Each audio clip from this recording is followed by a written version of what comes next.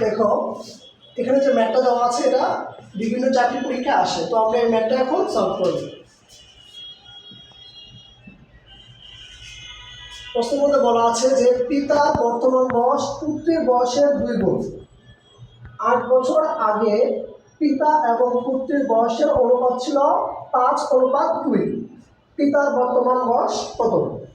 তাহলে এখানে বলা আছে যে পিতার বর্তমান বয়স পুত্রের বয়সের 2 গুণ। এখানে কি পুত্রের বয়সটা কি মেনশন করা আছে? না। যেহেতু এখানে পুত্রের বয়সটা মেনশন করা নাই, তাহলে আমরা ধরে নিলাম পুত্রের বর্তমান বয়সটা কত বলতো? পুত্রের বয়স হচ্ছে 1 বছর বা ক বছর, যে কোনো একটা ধরে নিলাম। ওকে, তাহলে আমরা পুত্রের বয়স যেহেতু 1 বছর ধরেছি, তাহলে পিতারটা যেহেতু তার 2 গুণ, তাহলে পিতার বয়সটা কত হবে বলতো? 2x বছর।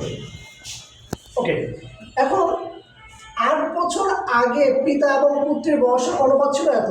8 বছর আগে যেহেতু আগে আছে, তাহলে বর্তমান থেকে কি করতে হবে বলতো? মাইনাস করতে হবে।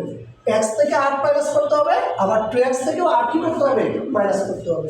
তো আমরা এখানে আর ওই লাইনটা দেখাইলাম না, আমরা সরাসরি চলে যাই। যেহেতু পরীক্ষার প্রশ্নগুলো হচ্ছে এমসিকিউ ফর্মেটে আসে, আমাদের সময় কম থাকে, তাহলে আমরা প্রশ্নের মধ্যে কি লিখতে পারি?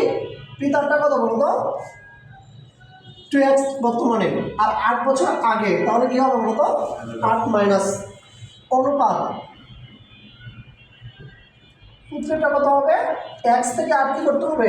মাইনাস করতে হবে, ইকুয়াল তাদের অনুপাত কত? 5:2। ওকে, এখন আমরা জানি যে অনুপাতকে হচ্ছে কি ফর্মেটে লেখা যায়? ডিভাইডেড ফর্মেটে। কেন? কারণ অনুপাত মানে হচ্ছে কি করা বলতো? তুলনা করা। আর তুলনার সবচেয়ে সহজ মাধ্যম হচ্ছে কি করা বলতো? ডিভিশন বা হচ্ছে ভাগ করা, যেটাকে আমরা ভগ্নাংশ বলে থাকি আর কি। 2x - 8, তাহলে আমরা ভগ্নাংশ ফর্মেটে এটা লিখতে পারি 5/2। আমরা যদি আর গুণ করি তাহলে কত হয়?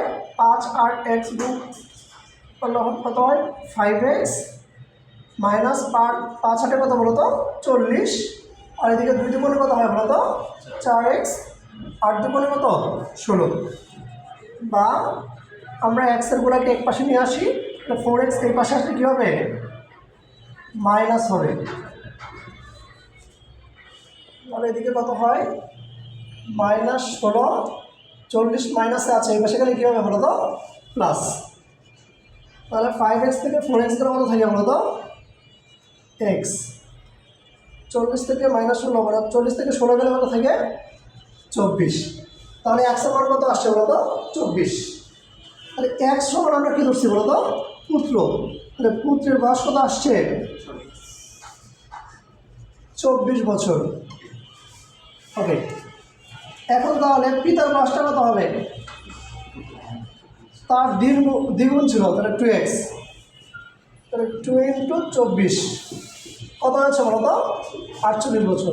তাহলে পুত্রের বয়সটা ছিল 24 আর পিতারটা কত বলো তো? 48 বছর। তাহলে বর্তমানে পিতার বয়স কত বছর? 48 বছর। এটা হচ্ছে উত্তর। ঠিক আছে, তো পাটিগণিত ম্যাথগুলোকে আমরা হচ্ছে এক্স না ধরে ক ধরে করবো। ঠিক আছে, তাহলে সুবিধা বেশি। ওকে, তাহলে আজকে পর্যন্তই। আল্লাহ হাফেজ।